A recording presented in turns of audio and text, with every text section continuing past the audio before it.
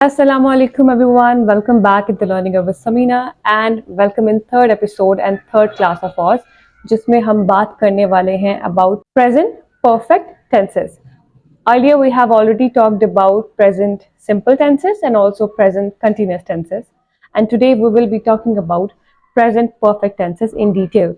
It is one of that type जो tenses की है जो थोड़ा सा confusion कर देती है in present, but I will be telling you about it in detail जिसके बाद आपको कभी कंफ्यूजन नहीं होगी। सबसे पहले लेट्स टॉक अबाउट इट, इसकी डेफिनेशन को डिस्क्राइब करते हैं। ये कुछ ऐसे टेंसेस होते हैं जिसमें आप प्रेजेंट का ही जिक्र कर रहे हैं। You are talking about present but in a form of a past. You are talking about current action which has already happened. अब काफी लोगों का ये सवाल होगा कि जो चीजें हो चुकी हैं वो पास्ट नहीं है। Yes, they are past, but उनमें टच होता है प्रेजेंट का। जैसे मैं आपको बात बताती हूँ, अगर मैं ये बोलूं कि मैंने खाना खा लिया था तो वो पास्ट है। अगर मैं बोलूं आज के लिहाज से तो मैं बोलती हूँ मैंने खाना खा लिया है। ऑक्सिलरी वर्ब में यूज कर रही हूँ है और है, ठीक है। मैंने खाना खा लिया है, तो जब भी आप है यूज करेंगे तो that means it has happened already but in the present time. तो प्रेजेंट के टाइम में जो आप एक्शन कर चुके हैं वहां आप परफेक्ट टेंस यूज करते हैं, वहां आपने हैव यूज करना होता है, वहां आपने ये टेंस यूज करना होता है, ठीक है। मैं कुछ और एग्जांपल देती हूँ, आपको उससे अच्छी समझ आ जाएगी। डिटेल में बात करेंगे बट अभी ब्रेकआउट करते हैं अफर्मेटिव को, नेगेटिव को, इंटेरोगेटिव को, ठीक है। सबसे पहले हमने जिन चीजों का ध्यान रखना है वो ये है कि हमने यहाँ पे हैव और हैज यूज करना है। मैं बताती चलूंगी कि किस किस के साथ यूज करना है। उसके अलावा थर्ड फॉर्म यूज करनी है। That is the only rule which is different from the rest of those. उसके अलावा जिस चीज का ध्यान रखना है वो मैंने आपको पहले मेंशन कर दिए हैं। अब जैसे अगर मैं आपको बोलूं तुमने काम कर लिया है, ठीक है, तो वो प्रेजेंट के लिहाज से होगा। तुम नहीं काम कर रहे ना, ठीक है, तो वो भी एक प्रेजेंट होगा बट वो नेगेटिव फॉर्म में हो जाएगा। इसी को मैं इंटेरोगेटिव में करूंगी तो होगा क्या तुमने काम कर लिया है, ठीक है, तो वो भी प्रेजेंट की फॉर्म में है। बेशक एक वो एक्शन जो पहले हो चुका है उसके बारे में पूछा जा रहा है but it's a present one. ये नहीं कहा कि क्या तुमने काम कर लिया था, क्या तुम सो गए थे, क्या तुमने खाना खा लिया था। तो this is definitely about more of the past. Now let's head to detailed definitions. तो उनके बारे में बात करते हैं one by one. Now let's break them out. सबसे पहले बात करते हैं और हैव और हैज हमने कहाँ का यूज करना है। If you have already attended class number 2 you will know about it. आपको पता होगा कि हमने कौन सा कहाँ यूज करना होता है, but I will repeat definitely here as well. Have आपने यूज करना है with I, we, they and you, और वहीं पर आपने हैज यूज करना है विद ही, शी, इट। उसके अलावा वर्ब की थर्ड फॉर्म यूज करनी है।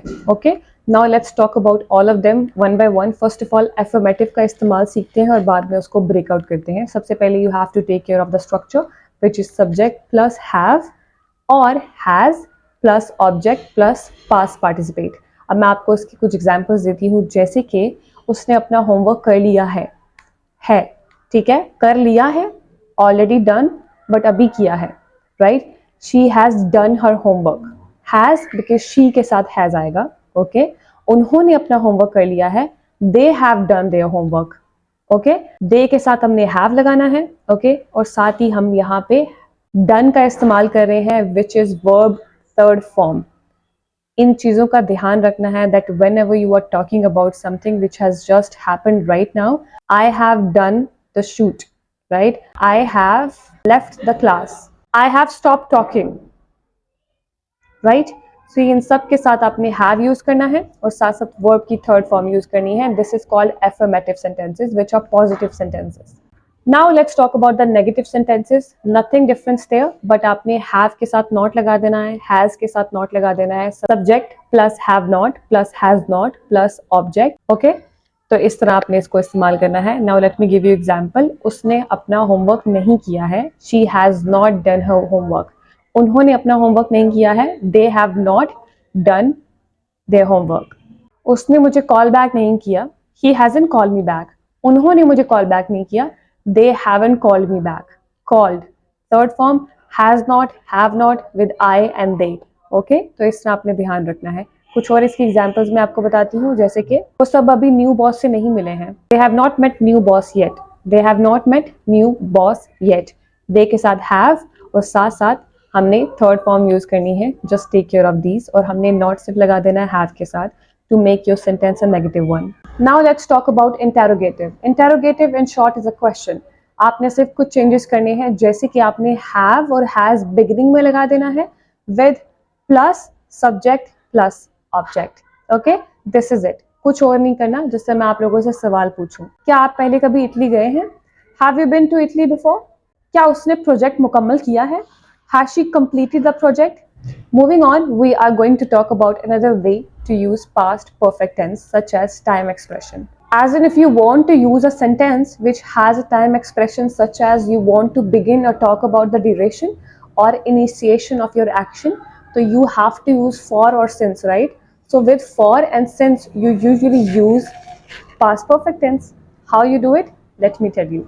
उर्दू में बताती हूँ, अगर आपने किसी भी ऐसी बात का जिक्र करना हो जिसमें आपने अपनी ड्यूरेशन का जिक्र करना हो कि मैंने ये तब से लेके अब तक किया है, जैसे मैं इस शहर में रही हूँ पिछले 10 साल से, ठीक है, I have lived in this cities for last 10 years, ठीक है, तब आपने एक्सप्रेशन यूज किया है, आपने बताया है फॉर 10 years, उसके साथ साथ आपने उसको एक्सप्रेशन यूज करना था फॉर, उसके साथ साथ आप खुद देखिए आपने हैव यूज किया है, साथ आपने लिव्ड यूज किया है which is third form of verb. Okay, तो इस तरह आप इसको यूज करते हैं when you are talking about your whole duration of something. मैंने पिछले कोर्स को पढ़ाया है पूरे महीने के लिए. I have taught the last course, I have taught the last batch for 1 whole month. ठीक है, टॉट का इस्तेमाल हुआ, हैव का इस्तेमाल हुआ, साथ एक्सप्रेशन यूज हुआ कि कितने अरसे के लिए. वो ड्यूरेशन का जिक्र आपने करना है तो परफेक्ट का इस्तेमाल करना है. वहीं पे आपने इनिशिएशन का जिक्र करना हो, जैसे लेट्स से आपने इनिशिएशन क्या होता है मैं बताती हूँ, जिसमें आपको ड्यूरेशन का ना पता हो. ड्यूरेशन ये होती है कि आपको शुरू से लेके एंडिंग तक सारा कुछ पता है, लेकिन जो इनिशिएशन होती है उसमें सिर्फ आपको बिगिनिंग का पता है क्योंकि उसकी एंडिंग तो हुई ही नहीं है. I have been on this earth since I was born, अभी तक I am not dead, that's why I am saying since. If I was तो फिर हमने फॉर यूज करना था फॉर दैट पर्सन कि वो इतने अरसे रहे हैं, इतना पैदा हुए थे, तब पैदा हुए थे और इतने अरसे में फोर्थ हो गए, तो उनका ड्यूरेशन ये है इस दुनिया में. But we don't have a particular duration yet, we don't know when we are going to die, that's why we are going to use since. We know the beginning but we don't know the ending, that is something he knows, right. तो that's why हमने यहाँ पे time expression use करना है जो कि है since. वो सिंस है जिसमें हमें ड्यूरेशन का नहीं पता, हमें सिर्फ इनिशिएशन का पता है, बिगिनिंग डेट का है. ऐसे कुछ सेंटेंसेस है जैसे मैं आपको बोल के बताती हूँ. He has worked in the company since 2010, ठीक है, हमें एंडिंग डेट पता ही नहीं है. He has worked in the company since 2010. Okay, for नहीं हम कह रहे, हमने ड्यूरेशन नहीं बताई कि सिंस 2010 टू 2023, हमें कुछ नहीं पता, हमें सिर्फ पता है कि वो 2010 से उसने स्टार्ट किया था. वर्कड, बिकॉज वर्कड का जिक्र आया है, he has worked. Worked past होता है, लेकिन वहीं पे हमें इनिशिएशन पता है पर हमें एंडिंग नहीं पता, तो हमने उस टाइम एक्सप्रेशन में वी हैव टू से this. I have started my batches since January, I have started teaching English since January, I have launched my channel since January. क्योंकि वो एंड नहीं हुआ, वो अभी तक चलता आ रहा है, तो इसलिए वो उसकी सिर्फ मुझे इनिशिएशन पता है, एंडिंग नहीं है, ड्यूरेशन इसकी नहीं है, ठीक है, क्योंकि इसकी एंडिंग नहीं हुई है. तो that's why we have to use since, और वो एक टाइम एक्सप्रेशन होता है और वहां पे हम प्रेजेंट परफेक्ट टेंस यूज कर सकते हैं, जैसे कि मैंने यूज किया हैव, वर्कड, टॉट, इन सब का इस्तेमाल करते हुए, ठीक है. So this is the perfect expression for it. I have taught my batch. एक और एग्जाम्पल है, I have known her since high school. I have known her since high school, आप उसको जानते हैं हाई स्कूल से, तो ये एक और एग्जाम्पल है. अब चलिए जंप ऑन करते हैं हमारे लास्ट एग्जाम्पल पे, जो थोड़ा सा सिर्फ आपको आइडिया देने के लिए है कि सिंपल परफेक्ट में और सिंपल प्रेजेंट में कितना डिफरेंस होता है. फॉर एग्जाम्पल, अगर आपने बोलना है कि I have read the book, वो क्या एक्सप्रेशन है, मैंने बुक पढ़ी है, वो आपका एक्सप्रेशन है परफेक्ट टेंस का. लेकिन अगर आप उसमें अपना टाइम बताएंगे कि मैंने ये लास्ट ईयर पढ़ा है, तो वो पास्ट हो जाएगा. अगर मैं बोलूं आई have read the book last year, तो वो ऑटोमेटिकली क्या हो जाएगा, पास्ट सेंटेंस. मैंने ये बुक पढ़ी है, तो वो प्रेजेंट टेंस है, ठीक है. Present tense as in present perfect है कि मैंने पढ़ी है, बेशक अभी पढ़ी है, उसमें मैं ये नहीं बता रही हूँ कि मैंने पढ़ी है और कब पढ़ी है, कब पढ़ी है, क्यों नहीं पढ़ी, वो सब कुछ नहीं है, बस पढ़ी है. खाना खाया है, ठीक है, खाना खा लिया है. Already done with the task but present में, तो वो हो जाएंगे प्रेजेंट परफेक्ट टेंस। लेकिन कुछ ऐसे टास्क जो मैं बोलूं कि मैंने खाना खा लिया था, मैंने बुक पढ़ ली थी पिछले साल, ठीक है, तो वो हमारे होते हैं पास्ट। फॉर एग्जाम्पल, मैंने जो दोबारा एग्जाम्पल आप लोगों को बोली, मैं यहाँ पे आप लोगों को लिख के देती हूँ कि I have read the book, I have read that book.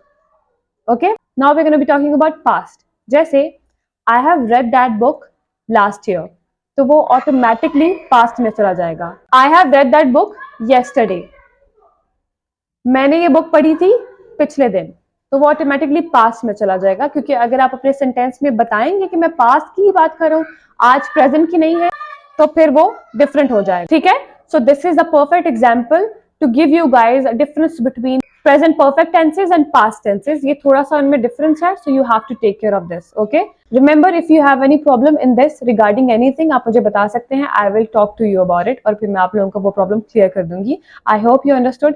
Stay tuned for the next video and stay tuned for the next class. Until then, Allah Hafiz, and don't forget to watch, like and share my video.